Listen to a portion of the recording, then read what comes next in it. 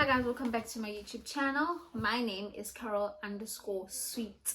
It's been a while. It's been months. Don't drag me, guys. Don't drag me. I've just been going through some things. Anyway, I'm back today with a second edition of things that affect you in pregnancy. So the last video I did was about the emotional damage of pregnancy. So today I'm going to talk about the physical, the ones that people can actually see. Okay, the physical changes that you're going to go through during your pregnancy and after your pregnancy. Side notes, okay, PSA, if you are one of God's favorites, you got pregnant and you snatched right back here and nothing much changed on your body, kudos to you. This is not the video for you. Also, if you're also those people that were maybe skinny before they had a baby, and then you had a baby and you had, you gained some weight, some meat, and you were curvy in all the right places, this is also not for you. Nah. And if you were maybe pregnant and then you were big before you got pregnant, then you got pregnant, then you lost weight, and now you're just like, pregnancy did the damn thing for me, this is also not for you, right? However, I do suggest you do sit and listen, because you probably have friends and families who went through a traumatic experience and didn't like the changes that they experienced after pregnancy. So this is for you. This is for me to say to you, I know your situation is different, your experience is different from mine, but just listen. You can listen so that you can earn some empathy for those people that go through pregnancy and then their whole lives change, that their whole lives are just different after that. Okay, stick and listen and just hear a different perspective. And also, lucky you, man, lucky you.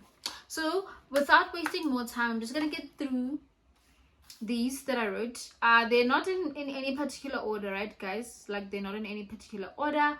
I just wrote a list of things that applied to me. If there's something that is not on this list, clearly it means I did not experience it.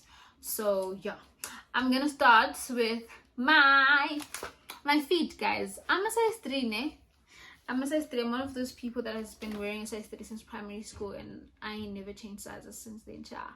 So my foot grew, but I still don't wear like a 5. How nice would that have been? But yeah, that's not the case. I still don't wear like a size 5. I'm like a 3.5, and I fit into some size 4 shoes. So definitely your foot might change.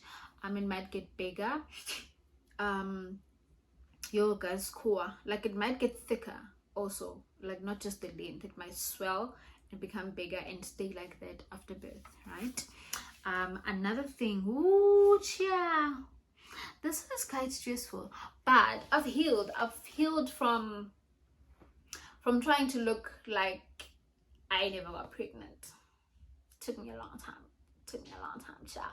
But I'm finally at the point in my life where I no longer wish I had never gotten pregnant, and no longer wish that my body didn't go through what it went through, because it did.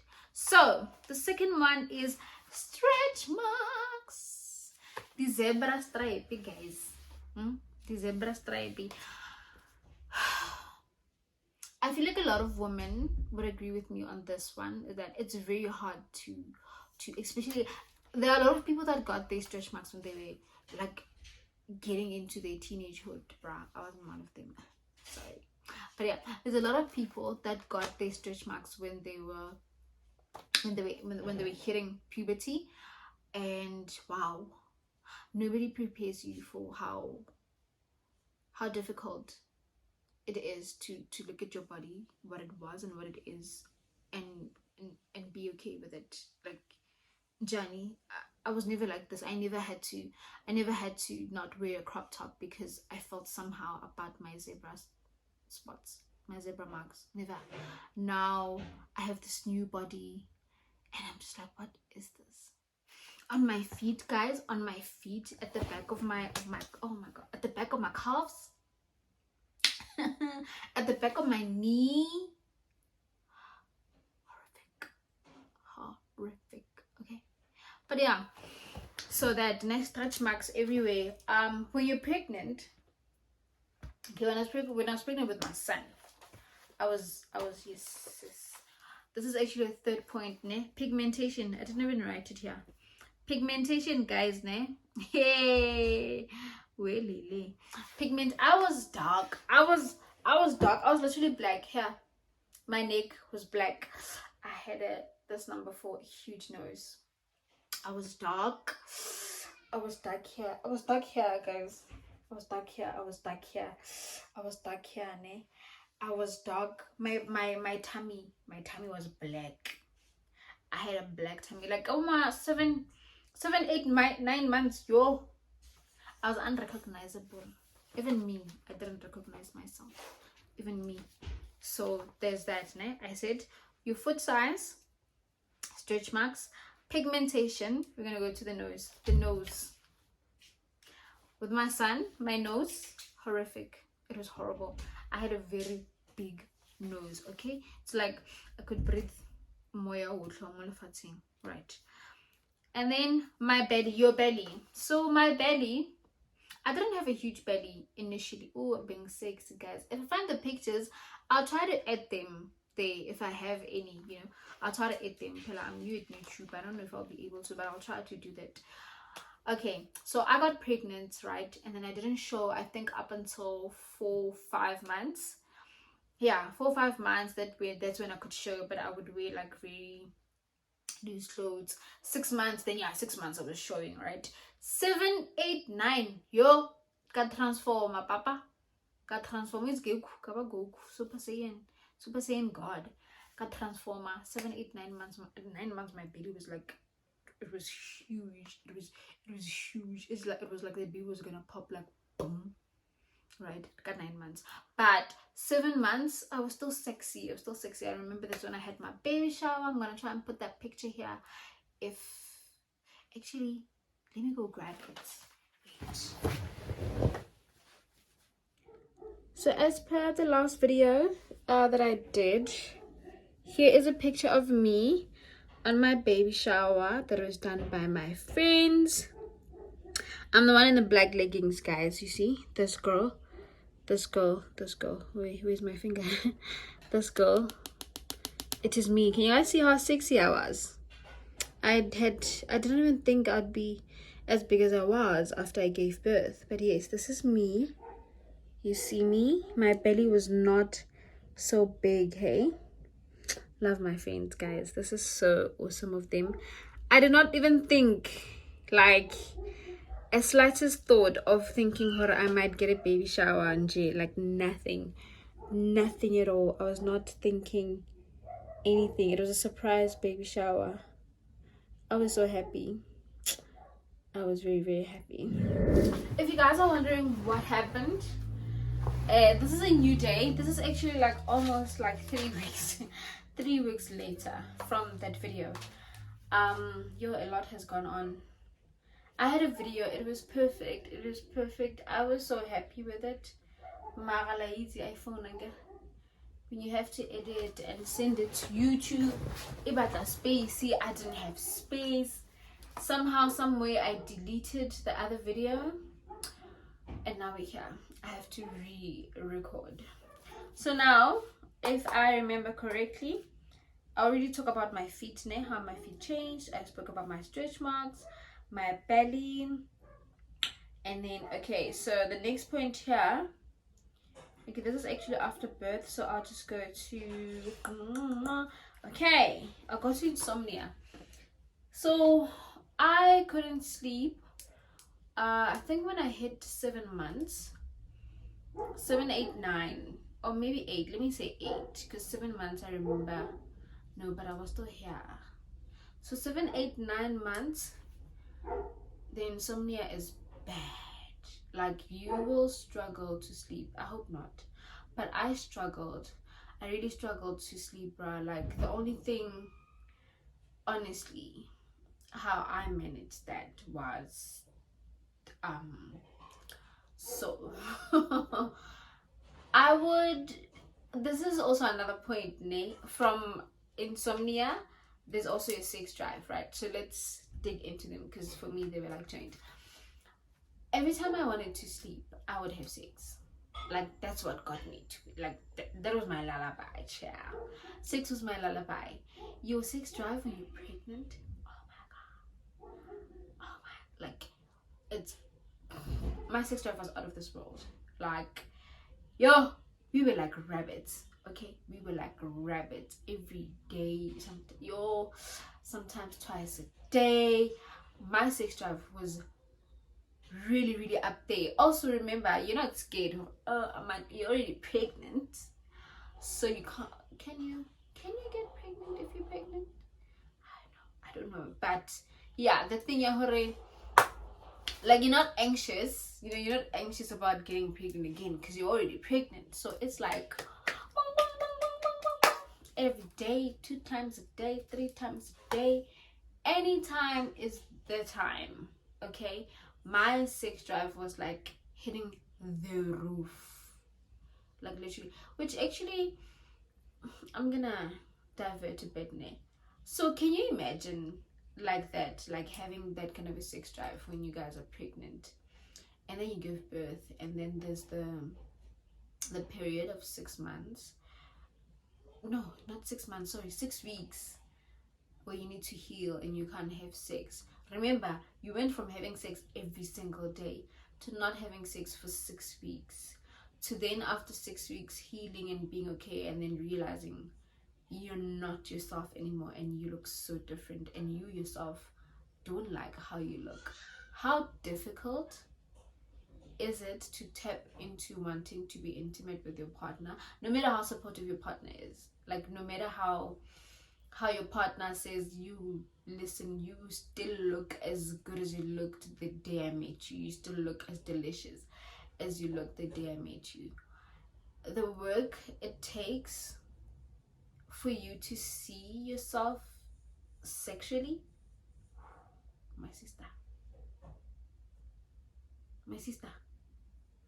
the work it takes for you to accept that this is you now, like this is your body now, and like this is your body, and you can't, it won't change overnight. It won't change overnight. You literally have to daily learn to be comfortable in your own skin.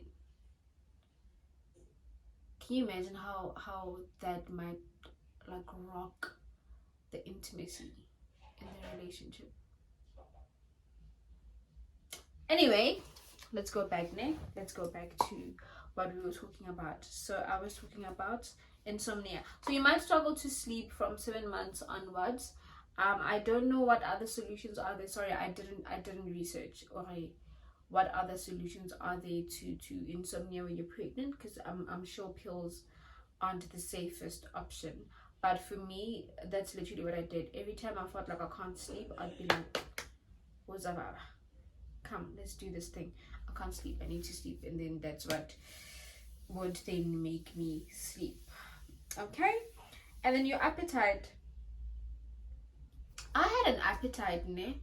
But because I was so traumatized about the fact that I'm blowing my body. Like, I had a gorgeous body and I got pregnant and I blew it.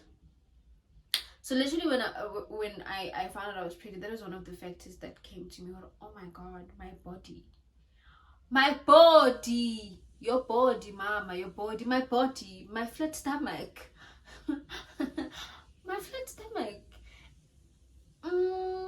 my flat stomach, guys. Can I tell you, when I got pregnant, also nobody tells you really, like, your body might change, because in my family has like, the women in my family are very fertile, right? Like my aunts and my moms and they have like 5-7 kids, right? And they give a little one mistake, it's twins, so big numbers, guys, like 5, 7, 6. Really want no 5, 7, 6, 2 sets of twins. That's my family. And you look at them and they look fine, so you automatically assume, or if you get pregnant, then now you're gonna snap back, you're gonna be okay. Wait, guys, wait. The stretch marks, my boobs, guys, my boobs are dead. Okay, my boobs are dead. I'm saying this now because I am only now comfortable in the body that I am in, right? Comfortable enough to decide that I'm gonna make changes to the body but at the moment I'm very much in love with my body, so in love with it that I can acknowledge what needs to be changed and what would make me happier. But at the moment I'm very comfortable in my body. Then I really wasn't. I was really insecure. I was really mad because my mom has 5 kids and her belly is clean. She does not have stretch marks at all. Like, that belly is fine. Okay, it's clean. Okay, nothing, it's flawless. That belly is flawless. My mom's boobies, they are so nice. They are like probably a 34B. Well, oh no, not a 34, like a B cup, not 34, sorry, maybe 44. Like, she's a B cup, guys. I'm a D now. After my baby I was a double D, or I was an F. I'm a D now, right? And I was like, you think that because when you are pregnant everything was so automatic. You had sex, the sperm met the egg, and a baby was conceived, and then as months went on the baby just grew. You didn't have to do anything. The baby just grew. It grew. Your tummy just grew. The boobs, they just grew and they grew and they grew. And then there was a baby, and then you gave birth, right? You would think after everything would then also go back to normal automatically, the way it did when you got pregnant and carried your baby, but it doesn't. It really doesn't, and nobody prepares you for that. So I said, "Ne." So with my appetite, I was afraid to eat because I was like, oh my god, I'm gonna gain weight. I don't want a big tummy. I don't want a big body. Yada yada yada yada. So I struggled with that in the beginning, and then after a while, I guess I just eased into it and ate what I wanted to eat whenever I wanted to eat, how many times I wanted to eat. Right? There were times when I would get hungry and it's like 3 a.m. and I would be like, I'm not gonna eat. Ooh. Like, my stomach would burn. That's the sensation I think I can use that will explain how much it hurt. And I'm not eating and there's a baby inside of me. My stomach would burn. And then I'd go downstairs and make noodles because yay, the pain was just unbearable. Cool. And then, so you can't hold pee. Like, when you're pregnant, I think maybe because the baby is on top of your bladder, so whenever you need to pee, you need to go. Like, when you have pee, you need to go. You can't hold your pee in. Like, it's not advisable. You can't. Also, another thing that might shock you, outside of the can't hold pee thing, once you've given birth, okay, for me, I don't know if this also happens to people that gave birth naturally, or maybe just a me thing, but a couple of months after birth, I couldn't hold pee. And what can I say? How can I say this? I couldn't hold pee, and like, I don't know what it is. Biology. I don't know what muscle, the muscle that is supposed to help you hold pee.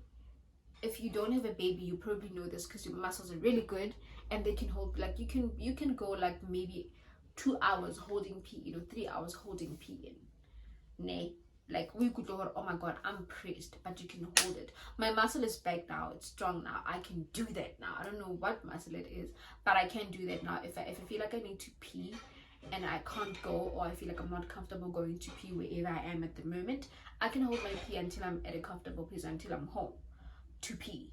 When you're pregnant, you can't do that. after birth, a couple of months after birth, you still can't do that. I still couldn't do that. Sometimes you would have like just a little pee in the bladder, and then somebody makes you laugh so hard you pee on yourself. Sometimes you sneeze so hard you pee on yourself. So those are some of the things that, you know, might happen to you. And then what else? Oh, you're gonna swell a lot. I was swollen a lot, because you can see, guys, or I'm quite a miniature person. So I swelled up. You know, your face is gonna get rounder, your body's gonna get rough. But my first pregnancy, I was full, I was beautiful. Well, except for my face at like 7 months, but I was beautiful, I was full, I was rounder, my thighs were thicker, my, you know, well balanced. It was well balanced. But yes, you're gonna swell. Besides the looking beautiful and rounder part, you're gonna swell like the terrible swelling, where like you can see your the blood flow here is not flowing, and then you're gonna need to massage yourself to relieve yourself of that swelling, or lift your feet a bit wherever you'll be sitting. So there's the swelling. And then being tired, like the exhaustion. When I was pregnant, I got pregnant in August, right? September, October, November, December. It's very hot. You can imagine how hot it is.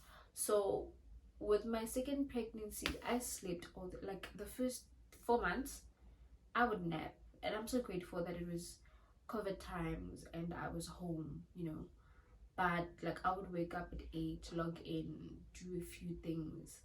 At 9, my body would be like, go sleep. Then I'd go take a nap and then wake up later. So I always like worked late to compensate for what I was doing during the day, right? Which is napping. So I'd have to compensate for what I didn't do during the day. Actually, that's what I meant. As Tato's pregnancy rocked me, like I would just sleep. Also, in Tato's pregnancy, I gained the most weight. I think maybe because I was happy and I was home, and I was not traumatized by the fact that I was pregnant, because it was a planned pregnancy. So maybe that's why. Tiamo's pregnancy, I was fine. I was up and about. I was not tired at all. I was up and about. You Jake and like the steps you follow her, going to classes, the whole boom today. I regret stopping gym. Actually, I shouldn't have stopped gym when I was pregnant with Tiamo, because I was fine. I was healthy. I guess I was embarrassed, you know. I just felt like people were just gonna look at me sideways. So that's why I didn't go to gym. I had not accepted the fact that I was pregnant. But if there's anything I could change about that pregnancy, it's definitely gym. I would have went to gym. Even if I would have went to gym, I know I wouldn't have had him naturally, because that boy was big. Okay, so tired all the time. And then I spoke about the sex drive.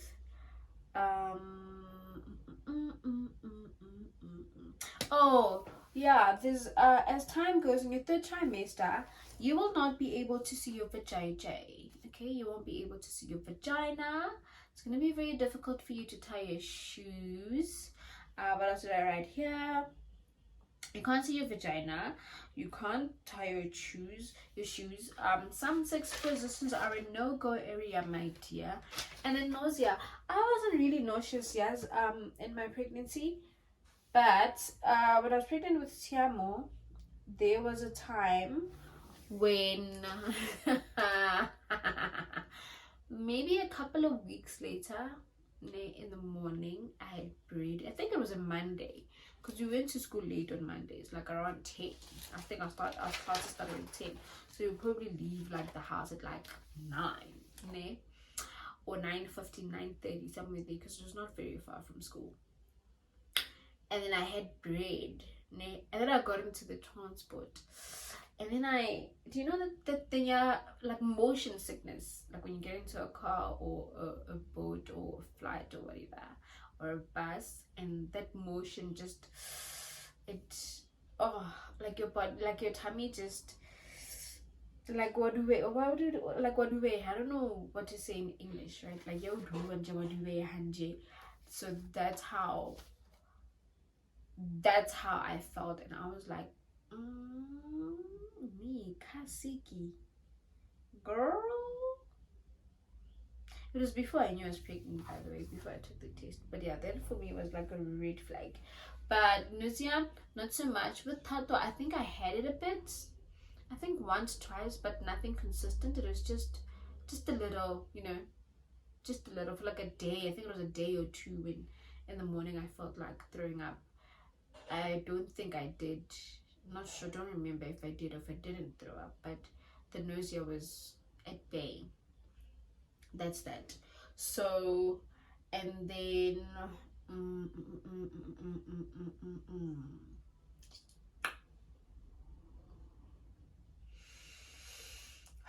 sharp. So so these are all the physical aspects, ne? And then now we're gonna go to, okay, Braxton Hicks. So Braxton Hicks, my first time when I was pregnant, I remember, where was it, UJ? I think it was about 8 going on to 9 months. I had Braxton Hicks, and I had like a discharge, like, a discharge. It looked, it was a bit, what do I say, a bit solid, and it was like brown. It did not have any scent, like something like you would get maybe after like 3 days after your cycle, and then you would get that discharge. So because I was pregnant, I was not getting any discharges, right? So I got that the other day, and then I had like Braxton Hicks a bit, and I was a bit scared. So I texted my best friend. I was like, yo, what's going on? And she was like, no, you can go to the clinic, but I just think it's Braxton Hicks. So I went to the clinic. Very traumatic experience, by the way. Yeah, I went to the clinic, and then they were like, no, you're fine. Maybe the baby najiga type of situation, because my next point, actually, baby's turn. So I think that was that, because it was really, really painful. Like, I felt like, oh my gosh, it was really, really painful. Whew. Yeah, like you would be like, it's very scary as well. As a first time pregnant person, my first time pregnant, and there was that, like, the baby was turning, and then you just feel like holding on to your seat, because what is going on inside of me. And then I got this discharge, and then they were like, no, the baby was just turning, you're fine, you can go home, there's nothing major, sharp. I did that.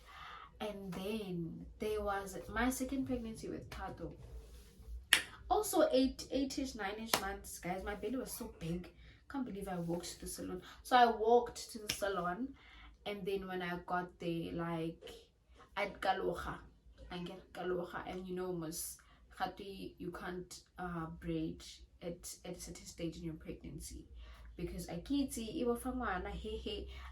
that day I started believing it, because I went and I got braided, guys. When I walked back, I had the most, like, that pain. I was like, what is this? I really thought I was gonna go to labor that day. Called my best friend as well. I was like, yo, dude, I don't know if I called her, if I texted her. I'm sure I texted her. I was like, yo, dude, hey, I'm not saying it right, yes, like, and I was alone. I don't know where my husband was, probably at work, I don't know. Hey, what's, like, yay, I'm in pain. And then she was like, are you okay? Should I come over? And I'm like, I'll let you know, as time, let me monitor how I'm feeling. So yeah, Braxton Hicks are a real thing. I urge you not to worry, but as a woman, if it's going down, you can feel it in your gut. This is not gonna go away, so let me go see the doctor. So do that, which is gonna bring me to my birth story. I will do that in the next video. And then what else? So now I'm gonna talk about at birth, guys. These are some of the things that I feel like nobody told us. So I gave birth twice, C-section, first, second time. So my first C-section is painful, guys. Like, it's painful, okay? You won't be able to do a lot of the things that you would normally do afterwards, like maybe for like a week, depending on how fast you heal also. So I gave birth, And then you know how you would think, or like breastfeeding is normal, like it's natural, like it's just gonna flow. It doesn't. It wasn't. It didn't flow. Like, I gave birth and I couldn't breastfeed Tiamo. You know, I couldn't breastfeed Tiamo. Like, my nipple was flat, if I can say that, so the baby couldn't latch onto the nipple. So they were telling me, I must massage it, like do this so that it comes out, like stretch it out so that the child can lash onto it. But obviously I'm frustrated, I'm tired, I'm in pain, I'm hungry, you know. And for me it was just like, oh my god, like why can't I feed my baby, the one thing that I'm supposed to do effortlessly? Why can't I feed my baby? Like, my baby needs me and I can't be there for them. First day, first few hours, guys, already felt like you're a failure, you know, already felt like I'm a failure. But the nurses were very nice. They actually treated me with so much grace. And then they took the baby, and then right, they at neonatal, and he actually slept there, which was absolutely beautiful. He slept there. So then sharp ukathatha the Vaseline, and then I pulled and pulled and pulled and pulled and pulled, and then the next day it was better. Like, the lashing was a bit better. There was no milk. You might not have milk for like maybe a day. You know, you might not have milk for maybe a day. What's that thing? I don't know the term, I forgot it, but you know it. It's yellow and it's small, but apparently it's enough for the baby, and it has the most nutrients. So you automatically think, man, as seen on TV, hurry, when the baby comes, you're gonna be alright. You know, like, you and the baby are gonna be in sync, you're gonna have milk. And that wasn't the case. Really heartbreaking. And if you don't have like nurses that are going to be gracious towards you, then it just makes it so much worse. Like, if they're going to feel like and I was 20, I was 21, guys. I was 21, you know, I was 21. So at the back of my mind I had the thing, and oh my god, these nurses are just gonna feel like, what the hell was this child doing? Look, now the baby's starving, you know. But I don't know if they were thinking that, but they certainly didn't show it, and they certainly didn't say it, and I'm very grateful for them. Cool. And then what else? Oh, you're gonna have a catheter, right? Because you can't move, you still have the epidural in your system, your body's still numb, so they come change it, I think, after 2 days. And then you're gonna have a physiotherapist come to you, help you move around. It's painful as fuck. Move around, you're like literally like a baby now. They're helping you move around, getting onto bed, getting off bed, going to the toilet. Stressful things, very stressful things, because you're in pain, you can't bend, you can't, oh my god, you can't stand straight. A lot goes on. So there's that. C-section pain was very painful, but I actually healed faster with my first one. The second one took me months to be okay, but the first one, I think in about 2-3 weeks it was fine. I had to remember I remember I had to go to UJ to write my exams in June, and also maybe that's what helped with healing faster, because it was June, so I healed faster. My second one was in December. It was hot, there was a lot going on, so maybe that's why it took so long to heal. But also I think because it's a second incision at the very same place, I don't think it's just possible for you to heal faster when you've been cut twice in the same place. Cool. And then the back pain, guys, I have back pain problems. I still do. It's just better now. Because I exercise regularly, so my back is a bit stronger. Before, I couldn't stand for a long time. I couldn't hold Tiamo for a long time. If I have to bath him, like if I bend, I couldn't do that for a long time. I would have back pain for days. I had it for years on end, and this year I think I can safely say, hore, it's so much better. Like, I can go months without complaining about my back, months on end without complaining about my back. The back pain, I think, was caused by the epidural. Yeah, that thing messed me up. It's not a nice thing. What else do I have here after birth? So your engorgement is so painful. Oh my god, engorgement is very, very painful. I remember I had to go write my exams, right? So which meant it's like the whole day of no breastfeeding. Pump for the baby, pump for the baby. You leave. Harry, 2 hours. Your boobs are already leaking. Get a breast pad. You have to wear breast pads. You can't hug people because you're gonna hurt me. Jay, if you hear a baby crying, oh, your boobs are, they're gonna fill up. If a baby cries, your boobs are gonna fill up. So yeah, engorgement is a real thing. It's quite painful, and then you have to get home then and breastfeed or pump, and then you get relieved. So I think for now this is everything. My pregnancies did a lot. Tiamo's pregnancy was big, so my belly, my muscles inside were torn, and that is called diastasis rectime, where your muscles are open. That's why I can't or don't have a flat stomach anymore, and I can't get it back. Hence I was saying, I love my body now, love it enough to realize that I can change it and that I can do something about it, which I will. So my muscles are now open here. They are stretched out, so I could never have a flat stomach without surgery. Basically, that's what I'm saying.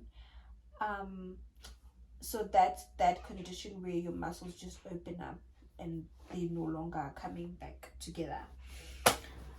That's what happens when your baby is too big and your muscles are too far stretched out. Anyway, thank you for watching this video. I'll do another video detailing Tiamo's delivery and Tato's delivery, the difference from my first pregnancy and my second pregnancy, just to see how different they were. Boy, girl, first time, second time, young, old, you know. Thank you very much for watching. If there's anything that you'd like to add, you can just add in the comments there. If you'd like to share experience as well, you can share in the comments there. If you're currently a pregnant mommy or a pregnant young mom, I promise you you're gonna be okay. Please do spend time with people that are very supportive of you on your journey. Positive vibes only. I know it sounds like it's so easy, and I know that sometimes it's not easy. Pregnancy is not easy, but if you have that support, hold on to the people that are supportive of you. Hold on to the people that you do know that you can lean on, and just focus on yourself, focus on your baby, focus on being happy, so that you can have a healthy happy pregnancy. And after that, please give grace to yourself. Nobody taught us this, like nobody, and I can't actually blame them, you know. They also didn't know that they were supposed to tell us these things. But be gentle with yourself, go easy on yourself, be kind to yourself. It's gonna be okay. This too shall pass, and you are gonna be okay. So from me, Big Sister T, I will see you guys in the next episode.